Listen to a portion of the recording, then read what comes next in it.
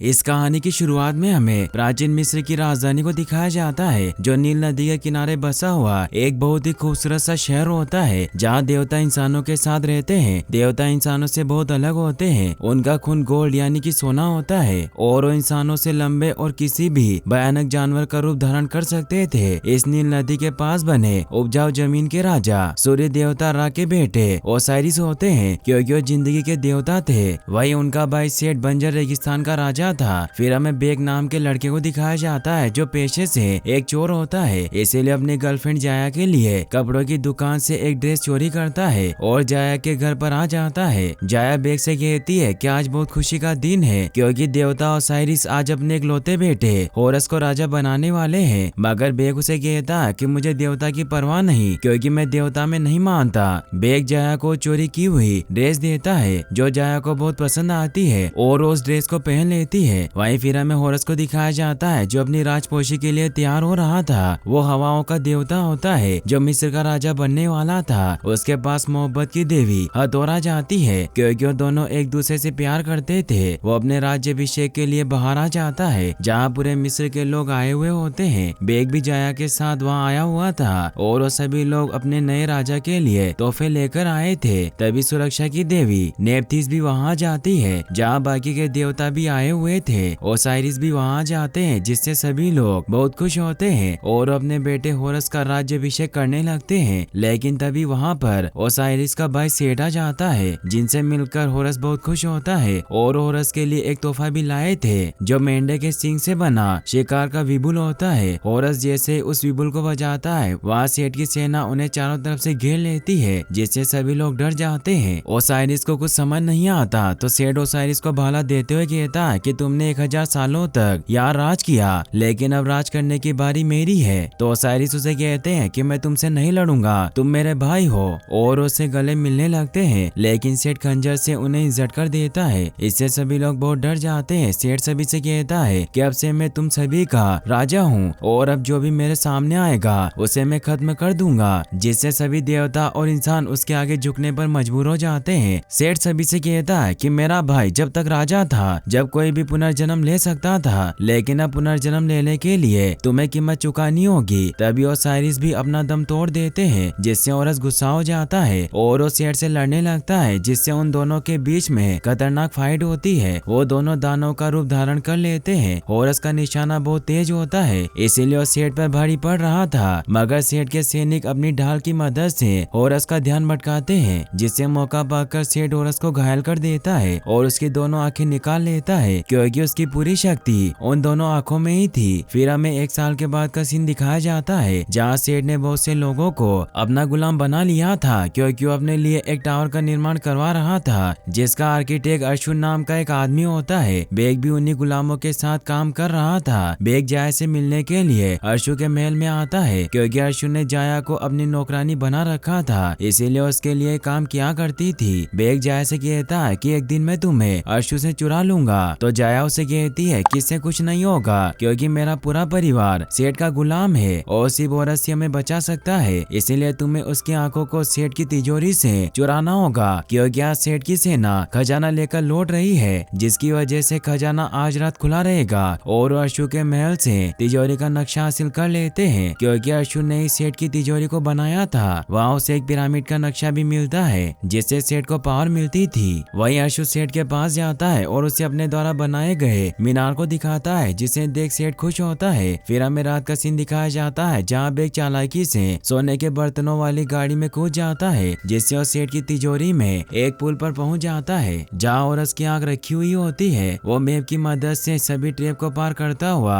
औरस की आंख तक पहुंच जाता है, लेकिन वहाँ सिर्फ एक ही आंख होती है। तभी ब्रिज टूटने लगता है, मगर वो किसी तरह से वो आंख हासिल कर लेता है। तभी तिजोरी में मौजूद बिच्छू उस पर हमला करने आने लगते हैं, लेकिन औरस की आंख की वजह से वो उसे नुकसान नहीं पहुंचा पाते। बेग जब वापस अर्शु के महल में पहुंचता है, तो वहाँ वो देखता है कि अर्शु ने जाया को पकड़ लिया, क्योंकि उसे सब पता चल गया था, इसीलिए अपने सिपाहियों को उन दोनों को मारने का ऑर्डर देता है। लेकिन बेग उन सभी को होरस की आंख की मदद से अंधा कर देता है और वहाँ से रथ लेकर जाया के साथ निकलने लगता है, लेकिन अर्शु तीर से जाया पर हमला कर देता है, जिससे जाया घायल हो जाती है और वो बेग की बाहों में अपना दम तोड़ देती है। बेग जाया को को वहाँ से दूर होरस के पास लाता है जहाँ होरस अपने पिता के मकबरे में कैद था। बेक होरस से आंखें बदले जाया को जिंदा करने की बोलता है तो होरस भी उसकी ये शर्त मान लेते हैं, मगर जाया को होरस जिंदा नहीं कर पा रहा था क्योंकि जाया मृत्यु लोक की तरफ जा रही होती है। तभी अनुबिस वहाँ आकर जाया को रूह की दुनिया में लेकर चला जाता है जहाँ उसे मृत्यु लोक के अंतिम द्वार तक सफर करना होता है। बेक होरस को कहता है कि तुम्हें जाया को बचाना ही होगा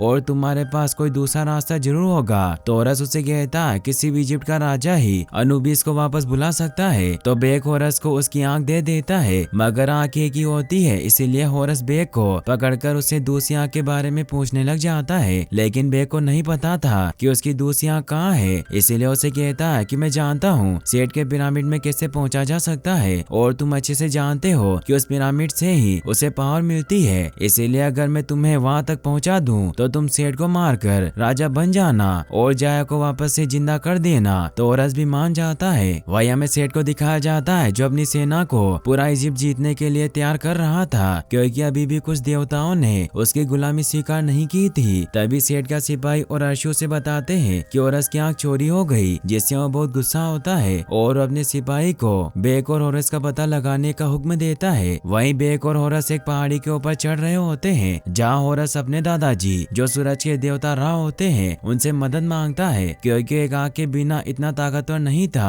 कि वो सेठ को मार पाए। रा उसकी दुआ कबूल करते हैं और उसे उड़ने की शक्ति देते हैं, जिससे वो अंतरिक्ष में रा के रथ पर पहुंच जाता है, जिससे वो सूर्य को खींचा करते थे। होरस बेक को उसकी परछाई में रहने की बोलता है क्योंकि रा सूरज के देवता होते हैं और बेक एक इंसान होता है और वो रा की गर्मी से मर सकता है। रा होरस से नाराज होते हैं क्योंकि होरस एक इंसान को यहाँ लाया था। तो होरस उन्हें बताता है कि बेक की जान मेरे लिए बहुत कीमती है। तभी रा को कोई अजीब सी आवाज सुनाई देती है, जिससे रा अपनी पावर को रीजनरेट करते हैं और होरस से बोलते हैं कि अगर इंसान को जिंदा रखना है तो उसे शिप के तहखाने में रखो। तो होरस बेक को शिप के नीचे वाले कमरे में फेंक देता है। रा एक खतरनाक राक्षस अफोपिस पर अटैक करते हैं क्योंकि अफोपिस अंधेरे का हैवान होता है जो दुनिया को खत्म करना चाहता है, इसीलिए रा उसे अपने भाले की मदद से रोक देते हैं क्योंकि रा का यही काम होता है कि उस भयानक कीड़े से दुनिया की रक्षा करे जो दुनिया उन्होंने बनाई थी। होरस रा की शिप से बहता हुआ जादुई पानी अपनी बोतल में भर लेता है क्योंकि उस पानी को सेठ के पिरामिड के कुंड में डालने पर ही उसकी शक्ति कम हो सकती थी। होरस रा को कहता है कि मुझे शक्ति दीजिए ताकि मैं सेठ को मार सकूं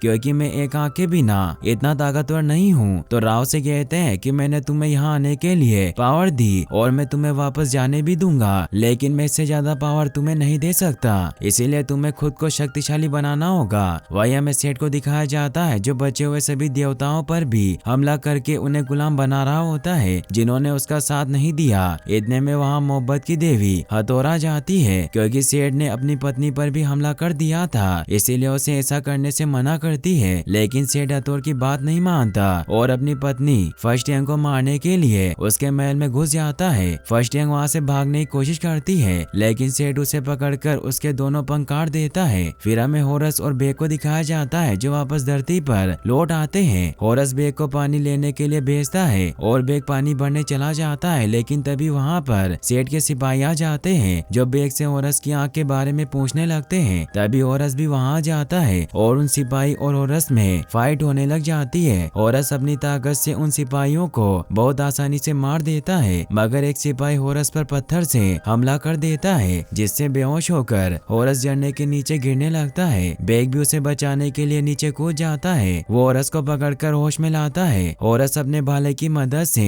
खुद को और बेक को बचा लेता है। होरस बेक से कहता है कि अब हमें संभल कर रहना होगा क्योंकि सेठ हमें मारने के लिए अपने माहिर शिकारियों को भेजेगा और वो दोनों जंगल में आगे बढ़ जाते हैं। फिर हमें सेठ को दिखाया जाता है जहाँ अपने मरे हुए सिपाहियों को देखकर हैरान होता है क्योंकि उन्हें होरस ने मारा था और वो जिंदा बचा हुआ सिपाही सेठ को बताता है कि होरस अकेला है और उसके साथ एक इंसान भी है जो होरस से किसी सौदे के बारे में बात कर रहा था। फिर सेठ अपनी दो माहिर शिकारी ब्लैक स्नेक और व्हाइट स्नेक को होरस और बेक को मारने भेजता है। वही हमें हथौर को दिखाया जाता है जो अपनी शक्तियों से होरस से बात करने की कोशिश कर रही होती है, मगर सेठ उसे देख लेता है और उसे मारने के लिए आगे आता है, लेकिन हथौर अपने हाथ पे बंधे 42 सितारों के कड़े को उतार देती है जिससे बुरी आत्माएं उसे पकड़कर अंधेरी दुनिया में लेकर जाने लगती है, मगर हथौर उस कड़े को वापस पहन लेती है जिससे होरस और बेक के नजदीक पहुंच जाती है। फिर हमें होरस और बेग को दिखाया जाता है जो एक जगह आराम कर रहे थे। होरस बेग को उस जगह के बारे में बताता है कि यहाँ एक बहुत खूबसूरत सा बाग हुआ करता था जहाँ मेरे पिताजी का पहला मंदिर था, लेकिन फिर मेरे पिता ने लोगों को यहाँ दफनाने की इजाजत दे दी, मगर सेठ ने सब कुछ बर्बाद कर दिया और मेरे पिता को यहाँ लाकर उनके टुकड़े टुकड़े कर दिए और उनके दिल को अपने पास रख लिया, जिससे मेरी माँ ने खुदकुशी कर ली, लेकिन मैं कुछ नहीं कर पाया। तभी ब्लैक और व्हाइट स्नेक अपने जायंट स्नेक पर सवार होकर वहाँ आने लगती है, इसीलिए बेग और होरस वहाँ से भागने लग जाते हैं, मगर वो दोनों स्नेक उन पर हमला करने लग जाती है, जिससे बचने के लिए वो एक कब्र के पास छिप जाते हैं। होरस को कुछ समझ नहीं आता तो बेग उसे बताता है कि मैं चारे की तरह इनका ध्यान भटकाऊंगा और तुम पीछे से इन्हें मार देना।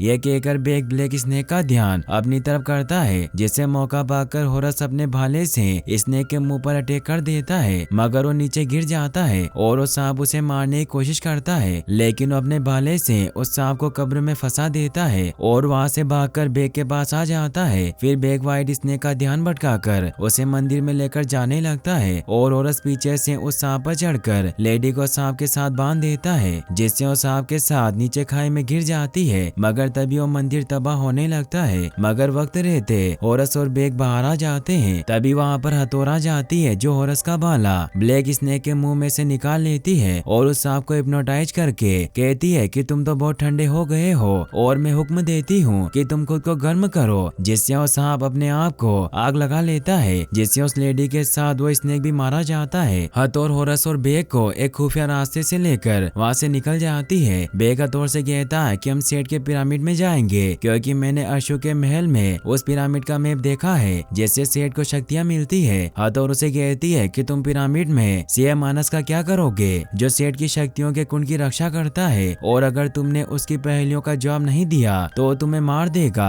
तब होरस उसे बताता है कि सिंह मानस की पहेलियों का जवाब देने के लिए हम थोथ की मदद लेंगे क्योंकि थोथ बुद्धि के देवता होते हैं और उन्हें हर चीज का इल्म होता है। फिर वो जंगल में एक पेड़ के अंदर जाते हैं जो थोथ का घर होता है। वहाँ थोथ के काम करने वाले सभी उसी के रूप में होते हैं क्योंकि उसे किसी पर भरोसा नहीं था। होरस थोथ को सिंह मानस पहेली को सुलझाने के लिए साथ चलने को कहता है, मगर थोथ उसे मना कर देता है। फिर बेग उनसे कहता है कि मैं सिंह मानस के पास जाऊंगा और पहेली का जवाब दूंगा, तो थोथ कहता है कि तुम इस काम में नाकाम हो जाओगे। फिर बेग उसे कहता है कि हाँ मैं नाकाम हो जाऊंगा, मगर मैं सिंह मानस से ये जरूर कहूंगा कि मैंने यहाँ पर आने के लिए सबसे बुद्धिमान देवता को भी कहा था, मगर वो आपसे डरते हैं। यह बात सुनकर थोथ को गुस्सा आ जाता है और होरस के साथ चलने को राजी हो जाता है। होरस बेग के इस काम से खुश होता है। कुछ घंटों के सफर के बाद वो पिरामिड तक पहुंच जाते हैं। होरस उन्हें कहता है कि हम रात में पिरामिड के अंदर नहीं जा सकते क्योंकि हमारे लिए खतरनाक होगा, लेकिन बेग उसकी बात नहीं मानता क्योंकि जाया के पास ज्यादा वक्त नहीं था और वो मृत्यु लोक के अंतिम दौर तक पहुंचने वाली थी। फिर हथौड़ बेग के पास आती है और बोलती है कि जाया को पता होना चाहिए कि तुम उसके लिए लड़ रहे हो ताकि उम्मीद न छोड़े। फिर हथौड़ अपनी शक्तियों से जाया से बात करती है। बेग जाया से कहता है कि हम फिर से एक हो सकते हैं क्योंकि मैं होरस की मदद कर रहा हूँ और वो तुम्हारी जान बचा लेगा। ये सुनकर जाया बहुत खुश होती है, मगर तभी अनुबिस उसकी बात को काट देते हैं क्योंकि मृत्यु लोक में जिंदा लोगों से बात करने की मनाही थी। अनुबिस जाया को एक शिप में बैठने की बोलते हैं। वहीं सभी लोग पिरामिड के पास पहुंच जाते हैं, लेकिन बेग को अंदर जाने का रास्ता नहीं पता था, इसीलिए वो तुक्के से अंदर की तरफ कूद जाता है और उसका तुक्का सही होता है, मगर पिरामिड के अंदर की सभी चीजें बदल रही थी। इसीलिए बेग वहाँ किसी तरह से उस घूमते हुए चक्र को रोक देता है, जिससे सभी चीजें स्थिर हो जाती है। होरस और उसके साथी भी अंदर आ जाते हैं। फिर तो उन्हें सिंह मानस के पास जाने की कहता है। वो सभी सिंह मानस की तरफ बढ़ने लग जाते हैं। तभी उनके सामने सिंह मानस आ जाता है और वो थोथ से कहता है कि राजा के घर में घुसने वालों मेरी पहेलियों के जवाब दो या फिर मेरे हाथों से मरो। फिर वो उनसे पहली पूछता है कि मैं नहीं था मगर हमेशा रहूंगा, किसी ने मुझे नहीं देखा ना देखोगे और हर जिंदा और सांस लेने वाले को मुझ पर भरोसा है, तो मैं कौन हूँ। फिर थोथ उसे जवाब देता है, मगर जवाब गलत होता है क्योंकि थोथ को सिंह मानस की पहेली समझ नहीं आई थी। तो सिंह मानस थोथ को मारने लग जाता है, मगर थोथ हार नहीं मानता और एक बार फिर जवाब देता है, मगर फिर जवाब गलत होता है। सिंह मानस उसे मारने आता है तो होरस उसे रोक लेता है। तब थोथ पहेली का जवाब सही दे देता है कि तुम आने वाले कल हो, जिससे सिंह मानस रुक जाता है और उन्हें सेठ की शक्तियों के कुंड में जाने का रास्ता दे देता है। फिर होरस सेठ की शक्तियों के कुंड में जादुई पानी डालने जाता है मगर सेठ के जाल में फंस जाता है और एक पिंजरे में होरस व हथौर कैद हो जाते हैं। थोत दूर जाकर गिर जाता है। तभी सेठ थोत के पीछे से आकर उसका माइंड निकाल लेता है, क्योंकि थोत के माइंड में ब्रह्मांड का सारा ज्ञान मौजूद था। सेठ कहता है कि तुमने मेरा काम आसान कर दिया है कि तुम थोत को यहाँ लेकर आए। वहीं बेग पानी के मर्तबान को उठा लेता है और कुंड में फेंकने वाला होता है। तभी सेठ बेग को रोकने के लिए उसे उसकी गर्लफ्रेंड का लॉकेट दिखाता है और कहता है कि तुम्हारी गर्लफ्रेंड को मृत्यु लोक से कोई वापस नहीं ला सकता और औरस ने तुमसे झूठ बोला ताकि तुम मुझे मारने में उसकी मदद करो। ये कहकर वो बेग के हाथों में से वो पानी की बोतल छीन लेता है और उसे तोड़ देता है, जिससे औरस का प्लान बर्बाद हो जाता है। फिर सेठ उन्हें वही मरने के लिए छोड़कर चला जाता है, क्योंकि वो पिरामिड गिरने वाला होता है। औरस अपने भाले की मदद से पिंजरे को तोड़ देता है और चक्री की मदद से रेत और पत्थर से सभी को बचाकर वहाँ से बाहर निकाल लेता है। बाहर आकर बेग औरस पर गुस्सा होता है कि जाया तुम पर ट्रस्ट करती थी और तुमसे दुआ करती थी, मगर तुमने उसकी दुआ नहीं सुनी। मुझे लगता था कि तुम सही हो, मगर तुम्हारी बदले की आग ने हम सभी को यहाँ मरने के लिए छोड़ दिया। तभी हथौर अनुबिस को अपनी शक्तियों से बुलाती है और कहती है कि बेग को अपनी गर्लफ्रेंड की जान बचानी है, इसीलिए मैं इसकी मदद करना चाहती हूँ, क्योंकि जाया के पास पुनर्जन्म के लिए कोई दौलत नहीं है। तो अनुबिस कहता है कि आपको इसके लिए कुछ अनमोल चीज देनी होगी। फिर हथौर जाया की जान बचाने के लिए बेग को अपना कड़ा देने को कहती है। तो औरत से सुनकर बहुत दुखी होता है, क्योंकि अगर हथौर कड़े को उतार देगी तो हथौर से कभी नहीं मिल पाएगा, क्योंकि वो कड़ा हथौर की उन राक्षसों से हिफाजत करता था जो हथौर को शैतानी दुनिया में ले जाते थे। औरत हथौर को ऐसा करने से रोकता है, मगर हथौर वो कड़ा उतार देती है और राक्षस की दुनिया में चली जाती है, जहाँ हथौर को राक्षस अपनी तरफ खींच रहे होते हैं। ये देखकर हथौर को बहुत दुख होता है। वही औरत वो कड़ा बेग को दे देता है और बेग अनुबिस के साथ जाया के पास चला जाता है। फिर हमें जाया को दिखाया जाता है जो मृत्यु लोक के अंतिम द्वार तक पहुंच चुकी होती है, जहाँ सभी मरे हुए लोग पुनर्जन्म के लिए दौलत दे रहे होते हैं और जिनके पास दौलत नहीं होती थी उनकी आत्माओं को नष्ट कर दिया जाता था। यह देखकर जाया को डर लगता है, क्योंकि उसके पास कोई दौलत नहीं थी। तभी वहाँ पर बेग आ जाता है। वही हमें सेठ को दिखाया जाता है जिसने अपने लिए बहुत पावरफुल कवच बनवाया है, जिसमें सभी देवी देवताओं के ऑर्गन्स होते हैं, जिसमें फर्स्ट रैंक के पर थोत का माइंड, ओसाइरिस का दिल और होरस की आंख शामिल होती है, जिससे सेठ बहुत पावरफुल हो चुका था। सेठ वहाँ से अपने डेड रा की शिप पर आ जाता है, जहाँ सूरज के देवता राव से टावर के बारे में बताते हैं जो सेठ ने बनवाया है कि मैंने टावर को देखा है और वो बहुत अच्छा बना है। तब सेठ उन्हें कहता है कि आपने सिर्फ टावर देखा और ये नहीं देखा कि मैं ओसाइरिस से ज्यादा ताकतवर हो गया। मैंने वो कर दिया जो ओसाइरिस कभी नहीं कर सकता था। मैं सभी जीवों का महाराजा हूँ, इसीलिए आप मेरी इज्जत कीजिए। मगर राव से कहते हैं कि अगर तुम्हें इज्जत की कोई परवाह होती तो तुम अपने भाई को नहीं मारते। तो सेठ उन्हें कहता है कि आपने मुझे वो तपता रेगिस्तान दिया और ओसाइरिस को आपने हरी भरी जमीन का राजा बनाया, आपने ऐसा क्यों किया? राव से बताते हैं कि वो इम्तिहान था जिससे ओसाइरिस कामयाब हो गया, क्योंकि उसने वक्त आने पर वो सिंहासन छोड़ दिया। तब सेठ कहता है कि मैं भी तो इम्तिहान में कामयाब हो गया, फिर भी आपने मुझे पिता बनने नहीं दिया। तो राव से कहते हैं कि मैंने यहाँ शिप पर रहकर जो दर्द सहा वो दर्द मैं तुम्हें नहीं देना चाहता, क्योंकि अब मेरे बाद तुम्हें ही इस रथ को चलाना होगा, क्योंकि इस जैसे बड़ी कोई जिम्मेदारी नहीं और इससे बड़ा कोई सम्मान नहीं। तो सेठ उन्हें कहता है कि मैं आपके जैसा बेकार जीवन नहीं जीना चाहता, मैं अमर होना चाहता हूँ ताकि मैं उन सभी रियासतों पर राज करता रह सकूं जिन्हें मैंने जीता है। तो राव से कहते हैं कि तुम ऐसा नहीं कर सकते, क्योंकि तुम इस पूरी दुनिया को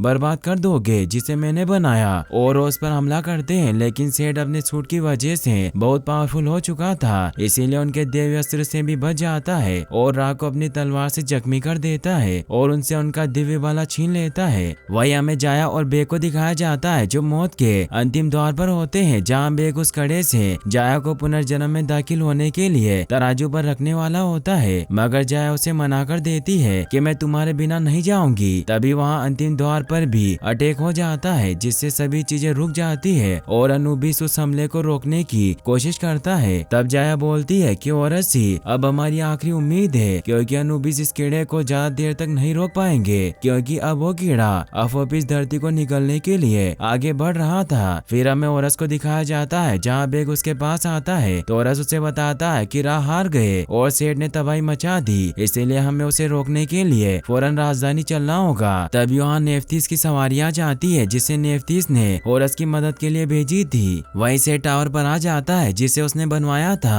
और उस कीड़े अपोफिस को बुलाता है। होरस भी वहाँ जाता है और वो बताता है कि अगर अपोफिस नील नदी का पूरा पानी पी गया तो सभी जीव मर जाएंगे और दुनिया खत्म हो जाएगी और सब कुछ खत्म हो जाएगा। पर अभी भी राम मरे नहीं है और सिर्फ वो ही अपोफिस कीड़े को रोक सकते हैं, मगर उसके लिए हमें उनका भाला लेना होगा। फिर बेक और होरस अशु के पास आते हैं और उसे कहते हैं कि हमें टावर के ऊपर ले चलो। तब अशु ने लिफ्ट के जरिए ऊपर ले जाने लगता है। वो उस टावर की तारीफ करता हुआ बेक को गुस्सा दिलाता है। होरस अपने भाले की मदद से लिफ्ट से कूद जाता है और बाहर की तरफ से टावर पर चढ़ने लगता है। वह अशु बेक को गुस्सा दिला रहा होता है, जिससे अशु और बेक में फाइट हो जाती है क्योंकि अशु जाया के बारे में गलत बोल रहा था। वहीं सेठ अपोफिस कीड़े को बुला रहा होता है, मगर होरस सेठ के पीछे आ जाता है, जिससे सेठ होरस को देख लेता है और उस पर अटैक कर देता है और उन दोनों में बहुत खतरनाक फाइट स्टार्ट हो जाती है। मगर सेठ बहुत पावरफुल होता है, जिससे होरस को बहुत मारता है और उसका भाला भी तोड़ देता है। फिर हमें अशु और बेक को दिखाया जाता है, जहाँ अशु ने फाइट के दौरान लिफ्ट में आग लगा दी थी, जिससे बचने के लिए बेक रस्सी को ऊपर फेंकता है और अशु लिफ्ट के साथ नीचे गिर जाता है क्योंकि लिफ्ट में आग लग गई थी। फिर हमें होरस और सेठ को दिखाया जाता है, जहाँ उन दोनों में अभी भी फाइट चल रही थी और सेठ होरस से बोलता है कि हमारी ये प्यार भरी लड़ाई बहुत यादगार रहेगी क्योंकि तुम मेरी बराबरी नहीं कर सकते। और होरस को मारने वाला होता है कि बेक वहाँ आ जाता है और वो अपनी रस्सी को सेठ के बाले में फंसा लेता है, जिससे सेठ को उस पर बहुत गुस्सा आता है और उसे पकड़कर फेंक देता है, जिससे बेक को चोट लग जाती है। फिर भी बेक हिम्मत नहीं हारता और वो सेठ के सर से होरस की आग निकाल लेता है और होरस की तरफ फेंक देता है, जिससे बेक नीचे गिरने लगता है। तो होरस आग की परवाह नहीं करता और बेक को बचाने के लिए उसका हाथ पकड़ लेता है क्योंकि वो समझ गया था कि उसे दूसरी आग की जरूरत नहीं बल्कि उसे खुद को मजबूत बनाना है। और वो एक बर्ड में बदलकर बेक को नीचे ले आता है। बेक उसे कहता है कि अगर तुम्हें दूसरी आग की जरूरत ही नहीं थी तो मुझे बता देते। तब होरस कहता है कि रान ने मुझे समझाया कि मेरा काम सिर्फ बदला लेना नहीं बल्कि अपने लोगों की सुरक्षा करना है। और अब सेठ और होरस में फाइट स्टार्ट हो जाती है, जहाँ सेठ होरस पर बहुत हमले करता है, मगर होरस हमलों से बच जाता है। होरस चालाकी से सेठ को टावर के अंदर ले आता है और उसका ध्यान भटका देता है। फिर होरस सेठ को पीछे से पकड़ लेता है और उसके पंखों को तोड़ देता है, जिससे सेठ नीचे गिरने लगता है, मगर फिर भी सेठ होरस पर भाले से अटैक करता रहता है, जिससे टावर डैमेज हो जाता है और नीचे गिरने लगता है। तब सेठ टावर के मलबे में दब जाता है, जिससे सेठ बहुत जख्मी होता है। फिर होरस उससे रा का भाला ले लेता है और उसे मार देता है। फिर होरस उस भाले को लेकर रा के पास जाता है और रा उस भाले से अपोफिस कीड़े को वापस भगा देते हैं। वही हमें जाया को दिखाया जाता है, जो ये सब ठीक होते देखकर खुश हो रही थी। होरस नीचे आता है, जहाँ एक छोटी बच्ची उसे उसकी दूसरी आंख देती है जो टावर से नीचे गिर गई थी। होरस बेक के पास आता है और उसे दुख होता है क्योंकि बेक को चोट लग गई थी, जिससे वो मर गया था। फिर होरस बेक को लेकर उसी जगह आता है जहाँ जाया की बॉडी रखी हुई थी। तब होरस के दादा रा वहाँ आते हैं और कहते हैं कि मैं कभी किसी का कर्जदार नहीं रहा मगर तुम्हारा रहूंगा, इसके लिए तुम मुझसे जो चाहो वो मांग सकते हो। तो होरस कहता है कि मुझे कुछ नहीं चाहिए सिवाय उसके जो मैं इन्हें नहीं दे सकता। यह बात सुनकर रा बेक और जाया को उनकी जिंदगी वापस लौटा देते हैं क्योंकि रा ने ही ये दुनिया बनाई थी और सिर्फ वही किसी को भी वापस जीवन दे सकते हैं। जाया और बेक एक दूसरे को जिंदा देखकर खुश होते हैं। फिर हमें होरस को दिखाया जाता है, जहाँ पर सभी देवी देवता मौजूद होते हैं और अब वो सभी देवता भी जिंदा हो जाते हैं जिन्हें सेठ ने मारा था क्योंकि उनके चुराए हुए आर्गन को वापस उनकी बॉडी में लगा दिया गया था।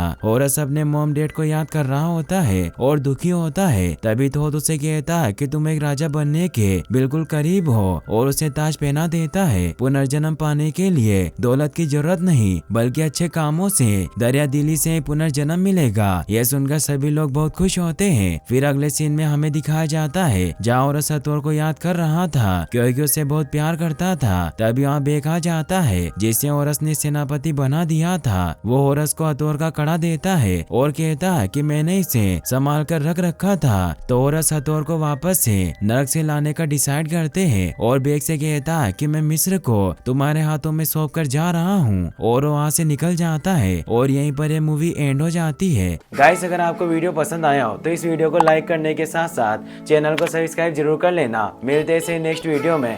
Thanks for watching.